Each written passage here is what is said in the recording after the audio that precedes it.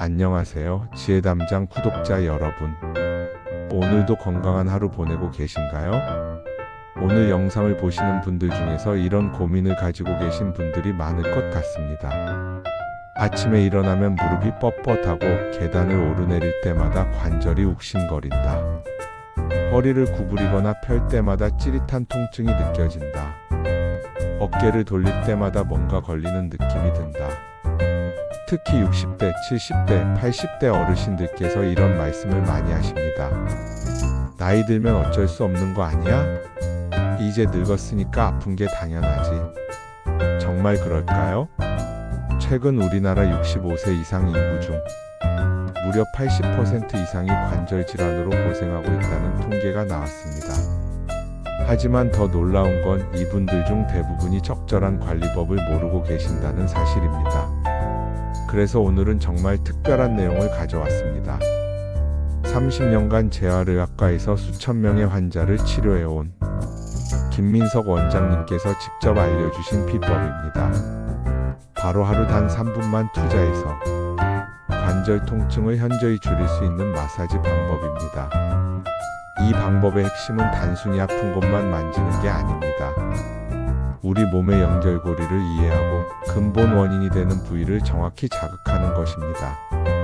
실제로 이 방법을 꾸준히 실천하신 분들은 놀라운 변화를 경험하고 계십니다. 70세 이영호 어르신은 50견으로 팔을 제대로 들지 못하셨는데 2주 만에 머리 위까지 팔을 들 수 있게 되었습니다. 68세 박신영 어르신은 지팡이 없이는 걷기 힘들었는데 한 달 후에는 혼자서 동네 한 바퀴를 도실 수 있게 되었죠. 72세 조명성 어르신은 40년 넘게 허리와 무릎 통증으로 고생하셨는데 이제는 매일 산책을 즐기고 계십니다. 어떻게 이런 일이 가능한 걸까요? 그 비밀을 지금부터 하나하나 공개해 드리겠습니다. 첫 번째로 알려드릴 부위는 바로 허벅지 앞쪽입니다. 많은 분들이 무릎이 아프면 무릎만, 허리가 아프면 허리만 신경 쓰시는데요. 사실 이것은 큰 오해입니다. 우리 몸은 하나의 거대한 네트워크로 연결되어 있습니다. 특히 허벅지 앞쪽에 있는 대퇴사두근이라는 큰 근육은 우리 몸의 핵심 역할을 담당합니다. 이 근육이 경직되면 골반이 앞으로 기울어지고 그로 인해 허리에 과도한 부담이 가해집니다. 또한 무릎 관절의 정렬도 틀어져서 무릎 통증의 원인이 되죠. 더 놀라운 건 어깨와의 연관성입니다. 골반이 틀어지면 척추의 곡선이 변하고 이는 목과 어깨의 긴장으로 이어집니다. 그래서 허벅지 앞쪽을 제대로 풀어주면 허리, 무릎, 어깨 통증이 동시에 개선되는 경우가 많습니다. 실제 사례를 말씀드릴게요. 70세 이영호 어르신의 경우를 보시면 처음 병원에 오셨을 때는 50견, 허리 디스크, 무릎 관절염 3가지 진단을 받으셨습니다. 각각 다른 문제로 보이지만 김민석 원장님이 자세히 관찰해보니 모든 문제의 시작점이 바로 허벅지 앞쪽 근육의 과도한 긴장이었습니다. 이영호 어르신이 젊었을 때 건설 현장에서 오랫동안 일하셨는데 항상 허리를 구부리고 무거운 것을 드는 작업을 반복하셨습니다. 그 과정에서 허벅지 앞쪽 근육이 계속 긴장 상태를 유지하게 되었고 수십 년이 지나면서 이 근육들이 딱딱하게 굳어버린 것이죠. 그래서 김민석 원장님은 이영호 어르신께 허벅지 앞쪽 마사지를 집중적으로 하도록 지도하셨습니다. 처음에는 반신반의하셨지만 일주일 후부터 변화가 시작되었습니다.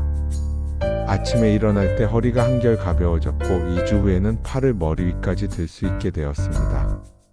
한 달 후에는 무릎 통증도 현저히 줄어들어서 계단을 오르내리는 것이 훨씬 수월해졌습니다. 그렇다면 허벅지 앞쪽 마사지는 어떻게 하는 걸까요? 먼저 의자에 편안하게 앉아주세요.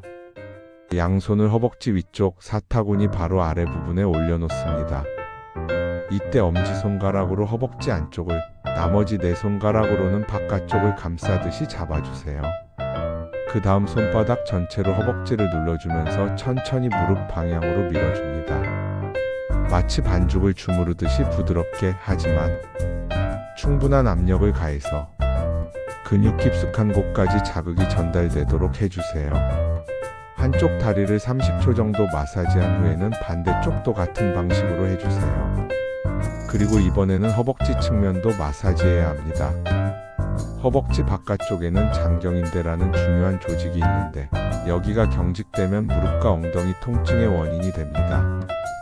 양손을 허벅지 바깥쪽에 올리고 엄지손가락으로 깊게 눌러주면서 위아래로 움직여주세요. 처음에는 좀 아플 수도 있지만 점차 근육이 풀리면서 시원한 느낌이 들 것입니다. 마사지를 할 때 주의할 점이 있습니다. 너무 강하게 누르면 오히려 근육이 더 긴장할 수 있으니 시원하면서도 약간 아픈 정도의 강도로 해주세요. 그리고 마사지하는 동안 편안하게 호흡하는 것도 중요합니다. 숨을 참으면 근육이 긴장되어 효과가 떨어집니다.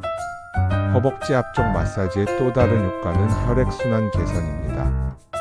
허벅지에는 우리 몸에서 가장 큰 혈관들이 지나가는데 주변 근육이 경직되면 혈액 흐름이 방해받습니다. 마사지를 통해 근육을 풀어주면 혈액순환이 좋아져서 영양 공급과 노폐물 제거가 원활해집니다. 특히 당뇨나 고혈압이 있으신 분들에게는 더욱 좋은 효과를 볼 수 있습니다. 혈액순환이 개선되면 혈당 조절과 혈압 관리에도 도움이 되거든요. 두 번째 비밀 부위는 바로 발바닥입니다. 발바닥이 관절 통증과 무슨 상관이 있나? 하고 의아해하시는 분들이 많을 텐데요. 사실 발바닥은 우리 몸 전체 건강의 핵심이라고 할 수 있습니다. 동양의학에서는 발바닥을 제2의 심장이라고 부릅니다. 발바닥에는 우리 몸의 모든 장기와 연결된 반사구가 모여있기 때문입니다. 특히 관절과 관련된 반사구들이 집중적으로 분포되어 있어서 발바닥을 제대로 자극하면 전신의 관절 건강에 도움이 됩니다. 현대의학적으로도 발바닥 마사지의 효과가 입증되고 있습니다. 발바닥에는 수많은 신경말단이 모여 있어서 이 부위를 자극하면 뇌에서 엔도르핀이 분비됩니다. 엔도르핀은 천연 진통제라고 불리는 호르몬으로 통증을 완화시키고 기분을 좋게 만들어줍니다. 또한 발바닥 마사지는 자세 교정에도 큰 도움이 됩니다. 발은 우리 몸의 가장 아래쪽에서 전체 무게를 지탱하는 기둥 역할을 하는데 발바닥의 근육과 인대가 약해지면 발목이 불안정해지고 이는 무릎과 골반, 척추의 정렬에까지 영향을 미칩니다. 68세 박신영 어르신의 사례를 말씀드리겠습니다. 박신영 어르신은 당뇨 합병증으로 발가락 감각이 둔해지면서 걸음걸이가 불안정해지셨습니다. 자꾸 넘어질까봐 무서워서 지팡이를 짚고 다니셨는데 그러다 보니 한쪽 다리에만 체중이 실리면서 무릎과 허리에 통증이 생겼습니다. 김민석 원장님은 박신영 어르신께 발바닥 마사지를 꾸준히 하도록 지도하셨습니다. 처음에는 감각이 둔해서 효과를 느끼지 못하셨지만 2주 정도 지나면서부터 발가락의 감각이 돌아오기 시작했습니다. 한 달 후에는 균형 감각이 크게 개선되어서 지팡이 없이도 안정적으로 걸을 수 있게 되었습니다. 걸음걸이가 안정되니까 무릎과 허리 통증도 자연스럽게 줄어들었죠. 발바닥 마사지 방법을 자세히 알려드리겠습니다. 먼저 편안한 자세로 앉아서 한쪽 발을 반대편 무릎 위에 올려놓으세요. 발바닥이 잘 보이도록 발목을 돌려서 위치를 조정해 주시고요. 발바닥을 크게 세 부분으로 나누어서 마사지해야 합니다. 첫 번째는 발가락 아래 둥글게 튀어나온 부분, 두 번째는 발바닥 가운데 움푹 들어간 부분, 세 번째는 뒤꿈치 부분입니다. 먼저 발가락 아래 부분부터 시작하겠습니다. 엄지손가락으로 발가락 밑을 꾹꾹 눌러주세요. 이 부위는 어깨와 목의 반사구가 있는 곳이므로 어깨 결림이나 목 통증이 있으신 분들에게 특히 효과적입니다. 각 발가락마다 10초 정도씩 눌러주시고 발가락 사이사이도 빠뜨리지 마세요. 다음은 발바닥 가운데 움푹 들어간 부분입니다. 여기는 척추와 관련된 반사구가 모여있는 곳입니다. 양손 엄지손가락을 겹쳐서 발바닥 가운데를 세게 눌러주세요. 처음에는 좀 아플 수도 있지만 이 부위를 제대로 자극하면 허리 통증 완화에 큰 도움이 됩니다. 발바닥 가운데를 누를 때는 단순히 누르기만 하지 말고 작은 원을 그리듯이 돌려주세요. 시계 방향으로 10번, 반시계 방향으로 10번씩 돌려주면 더 효과적입니다. 마지막으로 뒤꿈치 부분입니다. 뒤꿈치는 생식기와 골반의 반사구가 있는 곳으로 여성 호르몬이나 남성 호르몬의 균형을 맞춰주는 데 도움이 됩니다. 또한 골반의 정렬을 바로잡는 데도 중요한 역할을 합니다. 뒤꿈치는 다른 부위보다 피부가 두꺼우므로 좀 더 강하게 눌러도 됩니다. 주먹을 쥐고 뒤꿈치 전체를 두드려주는 것도 좋은 방법입니다. 발바닥 마사지를 할 때는 발가락부터 뒤꿈치까지 전체적으로 해주시고 양쪽 발을 번갈아가며 각각 2분 정도씩 해주세요. 발바닥 마사지의 또 다른 장점은 언제 어디서나 할 수 있다는 것입니다. TV를 보면서 책을 읽으면서 심지어 직장에서 책상 아래에서도 할 수 있죠. 특히 오래 앉아서 일하시는 분들은 점심시간에 잠깐씩 해주시면 오후 업무 효율도 크게 향상됩니다. 발바닥 마사지를 더 효과적으로 하는 팁을 알려드리겠습니다. 마사지 전에 따뜻한 물에 발을 5분 정도 담가주시면 혈액순환이 좋아져서 효과가 더욱 커집니다. 그리고 마사지 후에는 발목을 돌려주시거나 발가락을 구부렸다 펴는 운동을 해주시면 더욱 좋습니다. 세 번째이자 마지막 비밀 부위는 무릎 뒤쪽 오목한 부분, 바로 위중혈입니다. 위중혈은 동양의학에서 매우 중요하게 여기는 혈자리 중 하나로 허리와 등의 모든 문제는 위중혈에서 해결된다는 말이 있을 정도입니다. 위중혈의 위치는 무릎을 구부렸을 때 뒤쪽에 생기는 오목한 부분의 정가운데입니다. 이곳에는 방광경락이라는 중요한 경락이 지나가는데 이 경락은 머리부터 발까지 우리 몸의 뒷면 전체를 관통합니다. 따라서 위중혈을 자극하면 허리뿐만 아니라 목, 어깨, 엉덩이, 다리 전체의 통증 완화에 도움이 됩니다. 현대의학적으로 살펴보면 무릎 뒤에는 중요한 신경들과 혈관들이 모여 있습니다. 특히 좌골신경의 일부가 이 부위를 지나가기 때문에 여기를 적절히 자극하면 좌골신경통 같은 하지 방사통에도 효과를 볼 수 있습니다. 또한 무릎 뒤쪽에는 림프절이 있어서 이 부위를 마사지하면 하지의 부종 완화와 노폐물 제거에도 도움이 됩니다. 오래 서 있거나 앉아 있어서 다리가 붓는 분들에게 특히 효과적입니다. 72세 조명성 어르신의 사례를 말씀드리겠습니다. 조명성 어르신은 젊었을 때부터 40년 넘게 허리와 무릎 통증으로 고생하셨습니다. 허리 디스크 수술도 2번이나 받으셨지만 완전히 좋아지지 않았고 무릎 관절염도 점점 심해져서 걷는 것조차 힘들어지셨습니다. 여러 병원을 다녀봤지만 모두 비슷한 치료만 반복되었습니다. 진통제, 물리치료, 주사. 일시적으로는 좋아지는 것 같았지만 며칠 지나면 다시 원래대로 돌아갔습니다. 그러다가 김민석 원장님을 만나게 되었고 위중혈 마사지를 배우게 되었습니다. 처음에 조명성 어르신은 이런 간단한 마사지로 40년 넘은 통증이 좋아질까? 하며 반신반의하셨습니다. 하지만 김민석 원장님의 설득으로 꾸준히 해보기로 하셨죠. 첫 주에는 큰 변화를 느끼지 못하셨지만 2주차부터 아침에 일어날 때 허리가 좀 더 편해진 것 같다고 하셨습니다. 3주차에는 밤의 통증 때문에 잠을 못 이루는 날이 줄어들었고 한 달 후에는 20분 정도 연속으로 걸을 수 있게 되었습니다. 3개월이 지난 지금 조명성 어르신은 매일 동네를 한 바퀴 도는 산책을 즐기고 계십니다. 40년 넘게 안고 살았던 통증에서 거의 벗어나신 거죠. 마사지 하나로 이런 변화가 올 줄은 꿈에도 몰랐다며 감사 인사를 전해주시더군요. 그렇다면 위중혈 마사지는 어떻게 하는 걸까요? 먼저 의자에 앉아서 한쪽 다리를 90도로 구부린 상태로 바닥에 놓습니다. 그 다음 반대편 발목을 그 다리의 무릎 위에 올려놓아서 다리를 꼬는 자세를 만들어주세요. 이 자세에서 위쪽에 올라간 다리, 무릎 뒤를 손으로 만져보면 오목한 부분이 있을 것입니다. 바로 그곳이 위중혈입니다. 너무 세게 누르지 말고 엄지손가락으로 부드럽게 눌러주세요. 위중혈을 누를 때는 단순히 누르기만 하지 말고 작은 원을 그리듯이 돌려주는 것이 좋습니다. 시계 방향으로 10번, 반시계 방향으로 10번씩 돌려주세요. 그 다음에는 위아래로 부드럽게 밀어주는 동작을 10번 정도 해주시고요. 한쪽을 마사지한 후에는 다리 자세를 바꿔서 반대쪽도 같은 방식으로 해주세요. 각 다리마다 1분 정도씩 마사지 해주시면 됩니다. 위중혈을 누를 때 주의할 점이 있습니다. 이 부위에는 중요한 혈관과 신경이 지나가므로 너무 강하게 누르면 안 됩니다.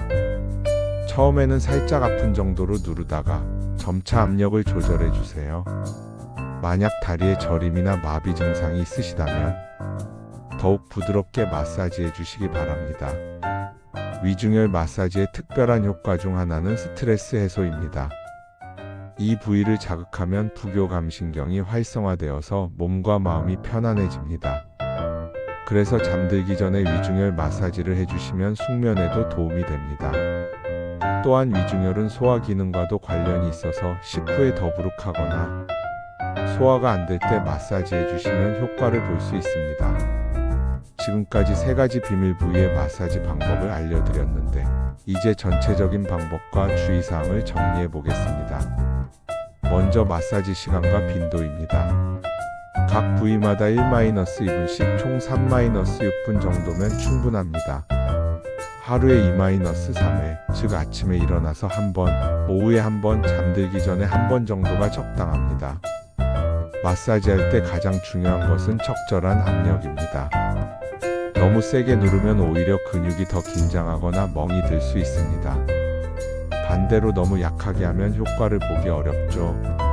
시원하면서도 약간 아픈 정도, 마사지 후에 편안함을 느낄 수 있는 정도의 압력이 적당합니다. 마사지 순서도 중요합니다. 허벅지 앞쪽 마사지부터 시작해서 발바닥, 무릎 뒤 순서로 하는 것이 좋습니다. 이렇게 하면 혈액순환이 점진적으로 개선되면서 효과가 더욱 커집니다. 마사지 전후 관리도 놓치지 마세요. 마사지 전에는 해당 부위를 따뜻하게 데워주는 것이 좋습니다. 온찜질팩을 사용하거나 따뜻한 물수건을 올려놓거나 간단히 손으로 비비기만 해도 됩니다. 마사지하는 동안에는 편안하게 호흡하는 것이 매우 중요합니다. 숨을 참으면 근육이 긴장되어서 효과가 떨어집니다. 코로 천천히 숨을 들이마시고 입으로 길게 내뱉으면서 마사지 해주세요. 마사지 후에는 충분한 수분 섭취를 해주시기 바랍니다. 마사지를 하면 노폐물이 혈액으로 빠져나오는데 이때 물을 충분히 마셔야 노폐물이 체외로 배출됩니다. 절대 해서는 안 되는 것들도 알려드리겠습니다. 관절이나 뼈가 돌출된 부분을 직접 누르면 안 됩니다. 항상 근육 부위를 중심으로 마사지 해주세요. 또한 상처나 염증이 있는 부위는 피해서 마사지 하시기 바랍니다. 임신 중이시거나 심각한 질병이 있으신 분들은 마사지 전에 반드시 의사와 상담하시기 바랍니다. 특히 혈압약이나 혈액순환 개선제를 복용 중이신 분들은 주의가 필요합니다. 3가지 마사지만으로도 충분한 효과를 볼 수 있지만 다른 관리 방법을 함께 실천하면 더욱 좋은 결과를 얻을 수 있습니다. 첫 번째는 아침 스트레칭입니다. 잠에서 깨어나면 우리 몸의 관절과 근육은 굳어있는 상태입니다. 이때 갑자기 움직이면 관절에 무리가 가므로 침대에서 간단한 스트레칭을 하고 일어나는 것이 좋습니다. 침대에 누운 상태로 무릎을 가슴 쪽으로 당겨주는 동작을 10번 정도 해주세요. 그 다음 다리를 쭉 뻗고 발목을 위아래로 움직여주시고 좌우로도 돌려주세요. 목도 좌우로 천천히 돌려주시면 됩니다. 일어나신 후에는 팔을 위로 쭉 뻗어서 기지개를 켜주시고 허리를 좌우로 비틀어주는 동작도 해주세요. 이렇게 5분 정도만 투자해도 하루 종일 몸이 한결 가벼울 것입니다. 두 번째는 하루 10분 걷기입니다. 관절 통증이 있으면 움직이기 싫어지는 것이 당연합니다. 하지만 너무 움직이지 않으면 근육이 더욱 약해지고 관절도 더 굳어집니다. 걷기는 관절에 무리를 주지 않으면서도 전신 운동 효과를 볼 수 있는 최고의 운동입니다. 처음에는 5분부터 시작해서 점차 시간을 늘려나가세요. 걸을 때는 무리하지 말고 대화할 수 있을 정도의 속도로 걸으시면 됩니다. 걷기 전후에는 반드시 준비 운동과 정리 운동을 해주세요. 발목과 무릎을 가볍게 돌려주고 종아리와 허벅지 근육을 살짝 늘려주시면 됩니다. 세 번째는 자기 전 따뜻한 목욕입니다. 따뜻한 물은 근육의 긴장을 풀어주고 혈액순환을 개선시켜줍니다. 38-40도 정도의 미지근한 물에 15-20분 정도. 몸을 담그면 하루 종일 쌓인 피로와 긴장이 풀어집니다.